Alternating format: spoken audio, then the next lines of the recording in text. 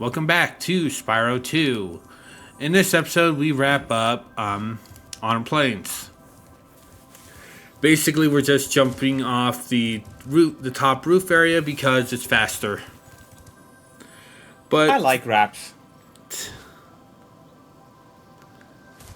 but first off, we have the two speedways to do. I do not understand why on planes has two speedways. It's really weird.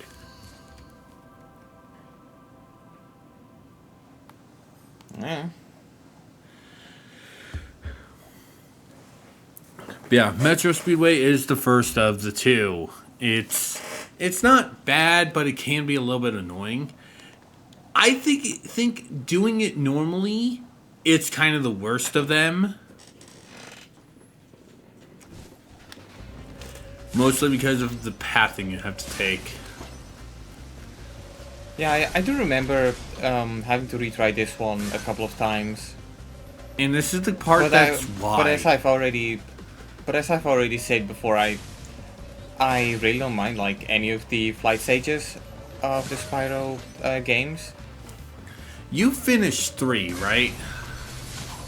I haven't finished 3 yet. At this point, I don't know exactly where. I don't exactly recall because I completed quite a big chunk of Spyro 3, but I think maybe I realized that I need to do the challenges as well for 100% completionism, and then I was like, yeah, I'll get back to it later, and then I never got back to it. The speedways are that. Well, the speedways are kind of just boring compared to them. Yeah. You know what, This is the path I've always taken. I'm just gonna quickly install the Spyro Reignite trilogy just so I can see in between sessions where I am on Spyro. For some reason I lost the last one. Looking through my list, I also just realized that I got the Penn and Teller VR game. Oh god. Oh, Desert Bus? No, the VR game. Penn and Teller VR, frankly unfair, unkind, unnecessary, and underhanded. Or, as they like to call it, Penn and Teller VR, F-U, you, and you. I think that's one of the best names out there. That is. That fucking is. And to be fair, in hindsight, I do know why I got it. It's because the Penn and Teller Smoke and Mirrors game on Sega CD that never released but had like the legendary Desert Bus on it. Like, yeah, I've got mad respect for those guys for that alone. Yeah. Now I don't know if the game itself will end up being any good, and by that I mean the VR title, because right now I'm kind of on a hiatus from VR titles because either my controller is borked or my trackers are borked, or they both are. And the problem with that is, if I get new trackers, I have to spend $300. If I want to get new controllers, I have to spend $300. And if they're both, and at this point I'm just kind of assuming they're both, I need to spend $600. And at that point, I might as well just get like a whole new full-on VR set. Yeah. And then the question is, which one do you go for? Am I going for the Vive Pro 2? Am I going for the Vive Reverb or the Valve Index? And I am leaning mostly towards the Valve Index, primarily because, well, Valve basically is the reason why consumer VR is as big as it is right now. Compare this human to the little kids from Scorch. And yeah, the one thing that I also hate the most out of it is that I have choice between going with HTC or the Valve Index. I hate that I cannot use the PSVR 2 on PC. Yeah, that kind of makes sense. Yeah. From what I recall, it's because the USB Type-C connector that it uses is a special kind of USB Type-C, which only the PlayStation 5 has, but I sort of doubt that. At the very least, I don't think it's... There could be a way to go around the PS5 only thing. So I take it, since you were saying you needed a new VR set to play Penn Teller, I take it it's not one of those games that basically that you can play without the VR set. No, it's exclusively VR. God, I hate those. I really fucking hate those. Yeah, but we need... Look. VR is something that needs to be pushed. People need to, like, have a reason to get it. And exclusives, in my opinion, are therefore justified on VR. And even then, I mean, when you take a look at stuff like Fallout 4 or Skyrim VR, like, those are pretty neat VR experiences. However, the superior game will always be the vanilla one, because that's what it was designed for. Yeah. And most of the VR exclusive titles are actually made for VR. And even if you manage to take, like, imagine if they were to bring something like Beat Saber, if they bring it to the Switch, right? So you just have a static position, but you can still wave your Joy-Cons around as if they're swords. In fact, I'm pretty sure that it could be pulled off on the Switch, but it would lose its magic really fast. And it's the same with a game like Arizona Sunshine as well. If they were to turn that into a zombie shooter, well, it becomes a totally generic zombie shooter. And even though we don't really have too many of those at the moment, it's still a way too oversaturated, like, concept in my opinion.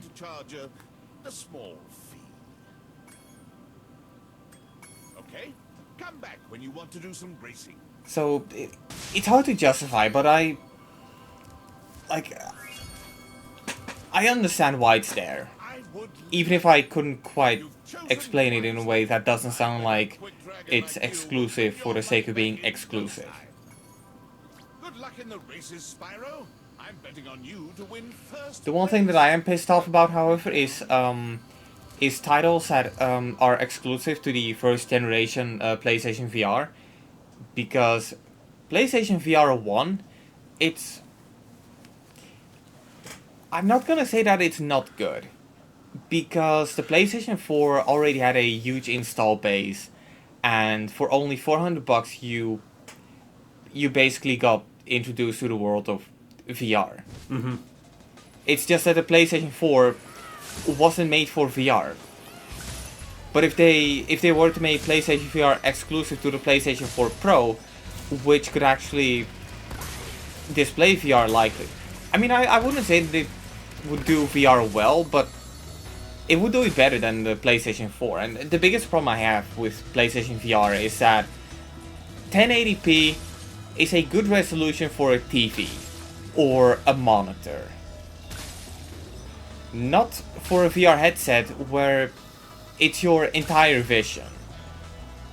Pixels per inch in VR is one of the most crucial things, and yeah, if the PlayStation VR is the first VR headset you use, you're still going to feel like you're using a cheap knockoff.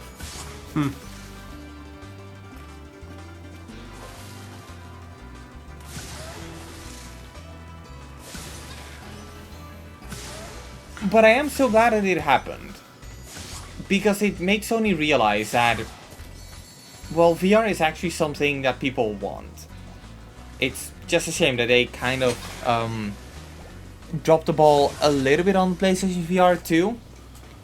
I mean, I'm not saying that the headset is bad. Far from it. It's an amazing headset, from what I understand. Being in full 4K totally obliterates the like the resolution problem I mentioned before, and being actually 120 FPS hertz instead of 60 FPS on 120 hertz, that's a game changer. But it's oh, hi, Hunter. Looks like you're ready for a more serious challenge. Hang on, aren't you right now Not afraid of heights, are you? having your feet in stone? Great. I'll tow you behind my snowmobile. And Time for But the yeah, worst fucking mission of the speedways. But anyway, the biggest problem, or the major mistake I feel Sony made with the PlayStation VR 2, and it's not really something they can do about, because they kind of need it to make the PlayStation VR 2 as good as it is. The price. Yeah, that shit is way too expensive. Yeah, you see Yeah, how because that... because you need a PS5, which, if you don't have one, well, you're gonna have to shell out $550, maybe 500. I don't know. Like, it's one of those. It's nice if you already had one, but when it came out, not everybody had one. great. Yeah. And then just $600 for the headset. Yeah, that's why I don't like this one. Basically, the angles that they have, the rings. It would be so much better if they could be, if they basically just put them at the sides. But no, they have to have them and have at least a few in the middle too. And it's like, couldn't you basically just space those ones out a lot more from the ones on the sides? And you can't miss a singular one. Nope. Did I spot that correctly? Yep. You have to Lovely. hit all 50. Luckily, it didn't take me that long. This is actually the successful attempt. It's actually the second one, too. But it's still fucking bad.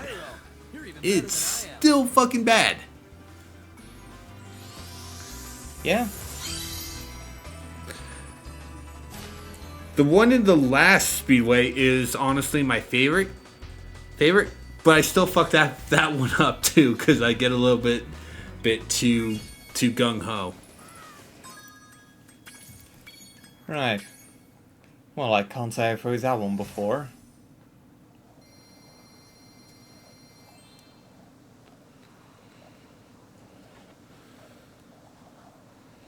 But with that said and done, we're not actually done with we're done with every state, with almost every stage and on planes.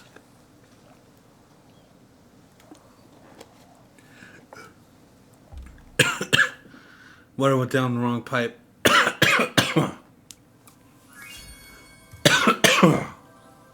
Well, you'll have to jump down the I There we go. remember this time I was playing Mario and I took the wrong pipe. I can Ah, help fuck out a you. little bit. Also, we have to fall down a hole to get to an They'll be overlook. objects that you can use to fight Go.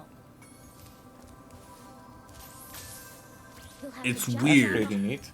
It's weird. No, it's... Yeah, it reminds me of this one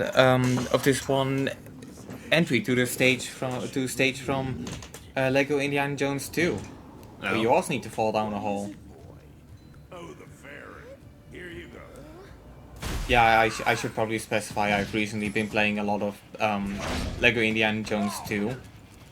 Not for the channel. Not for the channel. That's his own. It's his own time. Dragon, you are really I mean, I could have recorded it, but no, it's goodbye. it's because I was curious about it, why I enjoyed the game so much as a kid, but I cannot really recall why. And I will say it's definitely different from all the other Lego games. For example, maybe you'll like this. You don't need to return to previously played levels anymore. Really? There's only one thing that you can do for 100% completionism in levels, and that's getting True Adventurer. Interesting note. Two interesting notes. One, the cutscene that precedes this boss fight is called Gulp Lunchtime. Two, the line Ripto says right at the beginning, that is entirely new. That was not in the original game. Right. And yeah, for Gulp, you cannot hit him directly. You have to use these weapons. He has these lightning shooters. Gulp can also use the weapons that pterodactyls drop. He also has a body slam. I wonder why it's called Gulp. Yeah, and also, this is actually much harder than the original version. This is the original fight was already bullshit, or bullshit enough. But they make this way worse. I mean, to be fair, I get that, like, the whole reason for naming a character Gulp is because he, eats you, but I'm not really seeing any He eats the weapons to use going them. on. He eats the weapons to use them. Like prime example, if he eats the metal barrels, he'll actually fart out a ring of fireballs. That's fucking disgusting. If he eats the rockets, he'll shoot out a homing rocket after you. I don't remember what happens if he eats a bomb.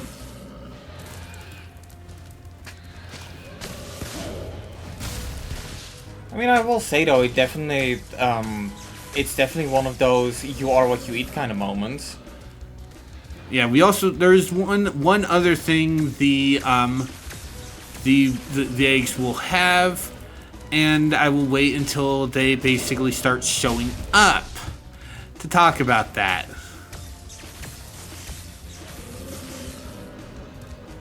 Because I do know, this takes me 2 attempts. And I do know that the last thing does drop out of the eggs. Oh hey, my copy of Spyro Reignited trilogy is ready to play.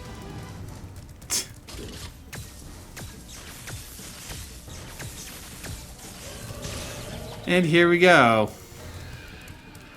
This is the point where the last thing shows up. Thanks, camera. Okay. Thanks for I was about to say the one thing I don't like from the Spyro games. Oh, it was the bombs that give him the farts. Okay. Chickens. They drop health. Want to guess what happens if Gulp eats one? He gets health too. Healing in the And middle he of boss steals fight is 2 only fair right if in I'm a fucking row. Healing in a boss fight is only fair if I'm the one doing it. I think he can do that in the original version too, but like I said, the boss fight is much harder in this version than in the original, and it's why I don't like this boss fight. I mean, look, at this point it looks like, I wouldn't say that it looks like any different from what we've had previously. I mean, all I'm seeing is just run and dodge, attack, wait for opening, attack some more, fuck you camera. I mean, that's every Spyro boss fight. Okay. Compare this to my Ripto boss fight then, when we actually covered that.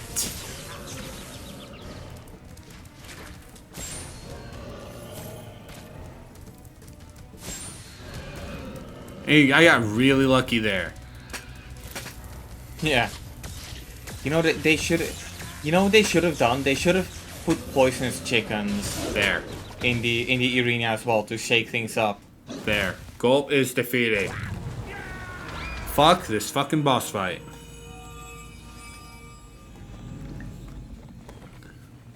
Well, that just happened. Spyro, you did it! Whoa! Laura, where'd you come from? I was just outside the castle in Autumn Plains.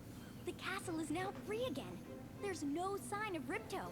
And since you've been around, the creatures of Avalar are finally starting to get along. Okay, so is this a part where somebody in the story is supposed to knock on wood? We really want to do this. We hope you like it. Hey, you know what? I'm gonna do it for you. No. But I've gotta go check on the professor in the winter tundra. Now I know you're supposed to knock on unedited wood, and I just knocked on my desk, but I don't think that's gonna have a major Spyro, impact, this is a horrible right? place to relax and fall asleep. You're in a fucking dungeon-esque room surrounded by lava. Where'd Laura go? I better follow her. He's a dragon. He can handle the heat. True, that is true. But anyway, that was the end of Spyro 2.